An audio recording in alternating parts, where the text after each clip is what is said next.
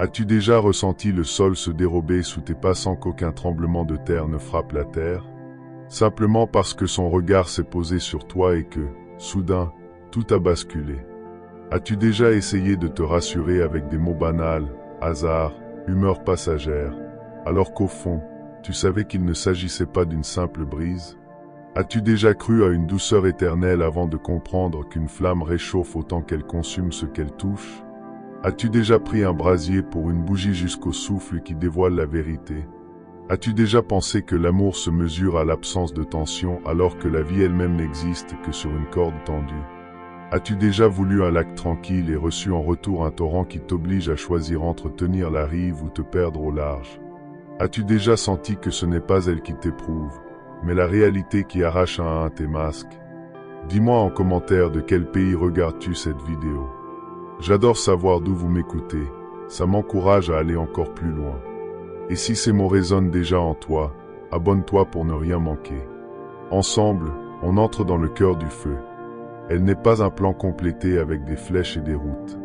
Elle est le relief lui-même, pente, faille, orage et éclaircie. Tu n'as pas à l'aplanir pour qu'elle s'accorde à toi. Tu dois devenir celui qui traverse, celui qui garde sa route quand le ciel change 10 fois dans une journée, celui qui ne demande pas à la montagne de s'abaisser, mais qui affermit ses pas. Car ce qui change chez elle n'est pas une trahison, c'est sa nature. Et ce qui doit rester en toi n'est pas rigidité. C'est une forme intérieure qui ne se négocie pas. Souviens-toi, le terrain n'a ni haine ni faveur. Il révèle seulement le marcheur qu'il a en face. Tu perçois déjà ce qui vient, n'est-ce pas? Beaucoup d'hommes espèrent la mer d'huile et tremblent devant la première vague. Ils confondent distance et mépris, questions et attaques, contradictions et abandon. Ils plaident, s'expliquent, s'épuisent, se plient pour rassurer et, à chaque geste, ils perdent un peu de leur poids. Alors, tout s'effondre. À force de convaincre, ils s'effacent. À force d'éviter le frottement, ils perdent l'adhérence. Une paix sans résistance n'est pas la paix, mais l'oubli de soi. Et quand l'oubli s'installe, le respect s'éteint. Le silence qui suit n'est pas une sanction, c'est un verdict. Tu comprends pourquoi ça tranche si profond. On croit souvent qu'elle teste, comme si tout venait de sa stratégie. En réalité, la loi précède vos deux noms. Le feu ne choisit pas de brûler, il brûle. L'eau ne choisit pas de couler, elle coule. La nature parle sous tout ce qui se dit. Et c'est cette langue qu'il faut apprendre. Tu peux retenir ses goûts, ses histoires, ses chansons. Cela ne t'ouvrira pas la vraie porte. Ce qu'elle cherche, ce n'est pas ta mémoire, c'est ton axe. Sent-elle en toi un centre qui ne fuit pas? Sent-elle une sérénité qui n'est pas tiédeur, mais maîtrise? Sent-elle une présence qui ne gonfle pas sous ses sourires et ne s'effondre pas sous ses doutes? Si cette réponse fléchit, tout fléchit. Si elle tient, tout suit. Et c'est là que beaucoup échouent. Non par manque d'amour, mais par manque de structure. Tu vois où cela mène. Observe ce qui arrive quand tu veux justifier chaque souffle, chaque repli, chaque ombre. Tu proclames que ton centre est à l'extérieur. Quand tu supplies au premier froid, tu lui remets tes saisons. Quand tu t'emportes à la première bourrasque, tu avoues que ton gouvernail est une émotion de plus. Dans ces cas, tu poses toi-même le piège fatal. Tu prouves que ta forme dépend du climat. Et si ta forme dépend du climat, il n'y a plus de forme. Alors, la confiance se retire, non par caprice, mais par loi. On ne s'attache pas à une corde qui glisse des doigts. Entends-tu la corde se tendre? Il faut renverser la perspective. Elle n'est pas l'examen. Tu es la copie. Elle n'est pas le juge. C'est la réalité qui mesure. La chaleur ne vient pas pour t'abîmer, mais pour montrer ce qui casse et ce qui se trempe. Quand elle avance puis recule, éclaire puis voile, appelle puis se tait, ce n'est pas un piège, c'est un rythme. Et tout rythme demande une seule chose. Peux-tu danser sans perdre tes appuis? Celui qui ne sait pas panique, soupçonne, fuit. Celui qui sait ajuste ses épaules, respire, se recentre et tient. C'est là que naît le respect, non dans le confort, mais dans la constance sous pression. Tu sens que le décor change, mais que la règle, elle, s'affirme. Prends une image claire. Le fleuve ne s'arrête pas pour toi. C'est toi qui apprends à lire son courant. La flamme ne baisse pas pour t'épargner. C'est toi qui apprends à l'approcher. Le vent ne s'excuse pas. C'est toi qui plantes ton mât. Si tu exiges du monde qu'il s'ajuste à ton confort, il te répondra par l'érosion. Mais si tu t'accordes à la loi des choses, tension, mouvement, alternance, tu deviens cet improbable repère qui ne dépend pas de la météo. Alors, chez elle, quelque chose change. Non pas la crainte, ni la soumission, mais le repos. On se repose seulement près de ce qui tient. Tu comprends pourquoi la suite demande plus que des mots? Ne confonds pas fermeté et fermeture. La fermeté protège, écoute, tranche si besoin, mais sans jamais se renier. La fermeture n'entend plus rien et finit par se briser. Ce que la vie réclame, et qu'elle incarne sans effort, c'est une fermeté vivante, souple dans les formes, intraitable sur l'axe. Tu peux plier sur l'apparence, jamais sur l'essence. Tu peux changer de route, pas de cap. Tu peux varier la cadence, pas la direction. Alors, quand la houle monte, tu n'appelles pas au naufrage, tu ajustes la voile. Quand l'éclair frappe, tu ne renies pas ton chemin, tu resserres l'ancrage. Ainsi, la tension devient musique. La friction, lumière, l'épreuve, style. Et la prochaine scène, crois-moi, exigera ce style. Souviens-toi enfin, après le feu, il reste toujours deux choses, les cendres et le métal. Les cendres, c'est ce qui n'a pas résisté à la chaleur. Le métal, c'est ce qui sort plus net, plus précis, plus près. À chaque oscillation, tu décides où inscrire ton nom. Si tu t'effondres devant le retrait, si tu supplies face au doute, si tu renies au premier orage, tu deviens poussière au premier souffle. Si tu tiens, si tu assumes, si tu avances sans te vendre, le feu ne t'engloutit pas, il te forge. Et la suite commence quand le métal se souvient qu'il peut devenir lame. Tu veux voir ce qui se passe quand la lame touche enfin la lumière? Reste. On croit tenir quelqu'un quand on collectionne ses détails. En réalité, on ne tient rien si l'on ne se tient pas soi-même. Regarde le manège, la chaleur, puis le froid, l'élan, puis le recul, la voix, puis le silence. À chaque variation, le cœur pressé exige une explication, un contrat, une garantie. Mais la vie ne signe pas de garantie. Elle observe si tu restes entier quand rien ne t'est promis. Et c'est précisément là que se joue la scène que la plupart ratent. Au moment où la lumière baisse un peu, vas-tu rallumer en toi ou courir demander une étincelle chez l'autre? La réponse décide de tout. Tu sens pourquoi la suite serre la gorge? Tu peux jouer l'homme serviable à l'excès, l'homme disponible à toute heure, l'homme sécurisant qui dit oui pour éloigner les nuages. Tu obtiendras peut-être la gratitude, jamais la gravité. La gravité n'appartient pas aux hommes qui se tordent pour plaire. Elle naît des hommes qui se règlent pour durer. Ce n'est pas l'entêtement stérile. C'est l'aptitude à ajuster sans s'abandonner, à comprendre sans se renier, à céder sur la forme sans céder sur l'axe.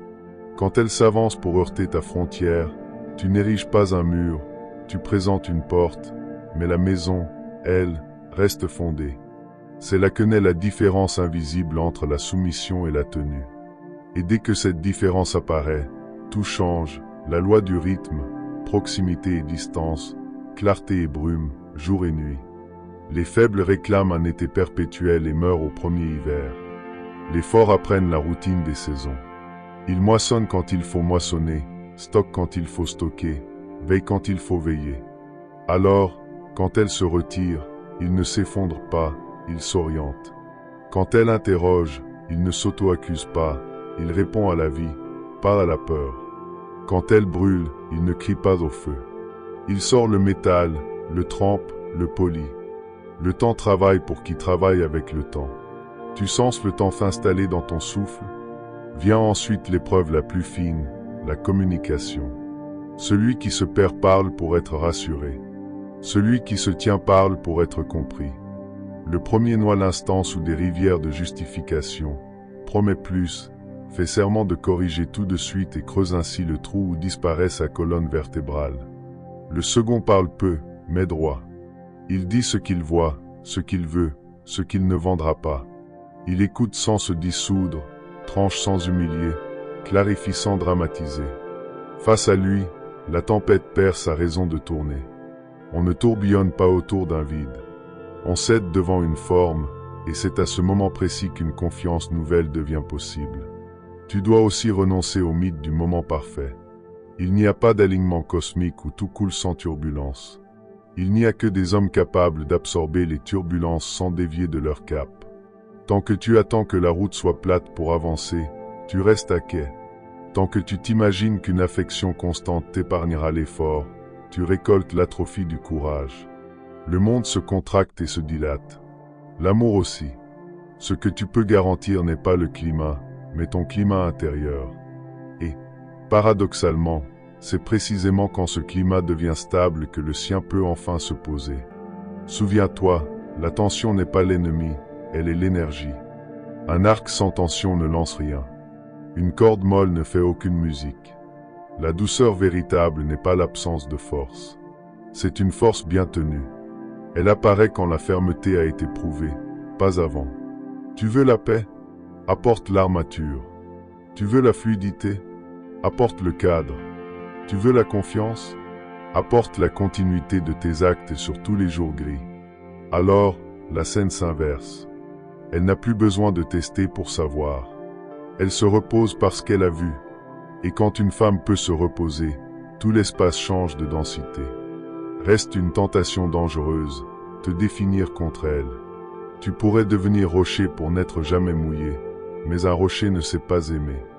Tu pourrais devenir flamme pour brûler avant d'être brûlé, mais une flamme qui dévore finit seule. La voie n'est ni la rigidité ni la domination. La voie, c'est la présence dirigée. Elle laisse traverser, mais elle oriente. Elle accueille, mais elle décide. Elle écoute, mais elle guide. C'est la posture d'un capitaine. Ni l'orage ni la mer ne lui obéissent, et pourtant, sous sa main, le navire trouve sa route. Tu comprends la nuance qui sépare la dureté stérile de la force habitable? Enfin, prépare-toi à payer le prix qui rend tout vrai, la cohérence. Promets peu, tiens longtemps. Dis-moi, incarne plus. Fais de ton agenda le garde-fou de tes paroles.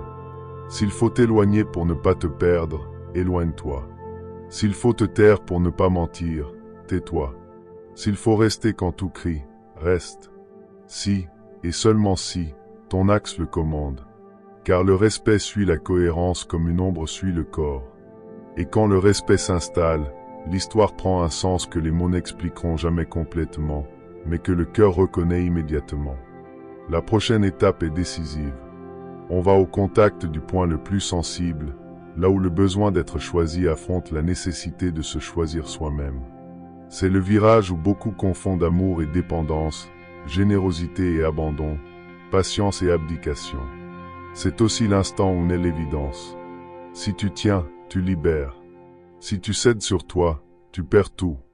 On entre maintenant dans la zone où la présence devient choix et le choix, destination. Prêt à voir ce qui reste quand on retire une à une toutes les illusions. Il existe une confusion fatale qui détruit tant d'hommes, croire que l'amour est synonyme de choix alors qu'il n'est souvent qu'un sentiment flottant. Elle peut t'aimer aujourd'hui et partir demain.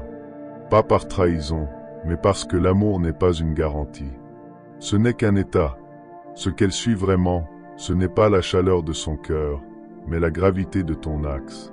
Un homme peut être adoré et néanmoins abandonné parce que son socle n'était pas digne d'être suivi. Tu comprends la coupure qui fait tomber ceux qui croyaient que l'amour suffit? C'est là que se joue l'épreuve finale. Elle ne demande pas « rends-moi heureuse », mais « puis-je marcher derrière lui sans me perdre ?» Et si la réponse est non, le feu s'éteint. Pas par vengeance, mais parce que son instinct ne trouve rien à respecter. Elle peut tolérer la faiblesse, utiliser la complaisance, profiter de la générosité excessive, mais jamais se reposer sur un homme qui plie sous chaque vent. Un tel homme n'offre aucun abri, et là, tout s'écroule. Tu sens déjà la morsure de cette vérité? C'est pourquoi le respect précède l'amour et non l'inverse. Sans respect, l'amour se transforme en lassitude, puis en rejet. Mais quand le respect s'installe, même les colères, même les doutes, même les absences ne détruisent rien. Elles deviennent des variations dans une musique qui garde sa mélodie. L'axe devient repère. Et ce repère, elle ne peut ni l'ignorer ni le mépriser, parce qu'il ne dépend pas d'elle. C'est la présence immuable d'un homme qui a choisi d'être, plutôt que d'attendre d'être validé. Souviens-toi, elle n'est pas ton trophée. Elle n'est pas ta récompense, elle est ton épreuve.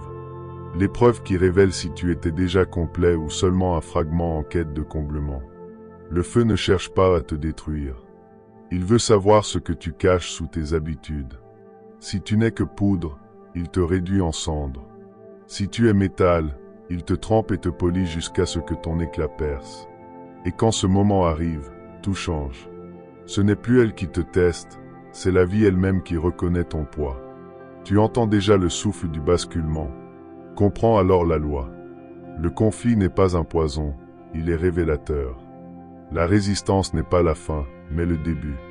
Ce que les hommes fuient comme toxicité est en réalité l'appel à devenir ce qu'ils prétendaient déjà être. Les plaintes, les accusations, les pleurs n'y changent rien. Seule la constance dans l'épreuve bâtit la confiance. Elle ne veut pas ta perfection. Elle veut ta présence pleine et entière. Elle veut la preuve que tu peux rester debout, même quand le sol tremble. Et cette preuve, aucun mot, aucun cadeau, aucun serment ne pourra la remplacer. Seul ton axe peut l'offrir. Alors, retiens ceci, le feu n'est pas, le fleuve ne calcule pas, la tempête ne planifie rien. Il révèle, et elle aussi. Chaque doute, chaque silence, chaque distance n'est pas une condamnation, mais une question. Es-tu fer ou es-tu poussière? Si tu es poussière, le vent emportera tout. Si tu es fer, le feu sculptera ton visage jusqu'à ce qu'il brille d'une lumière qu'aucune tempête ne peut éteindre.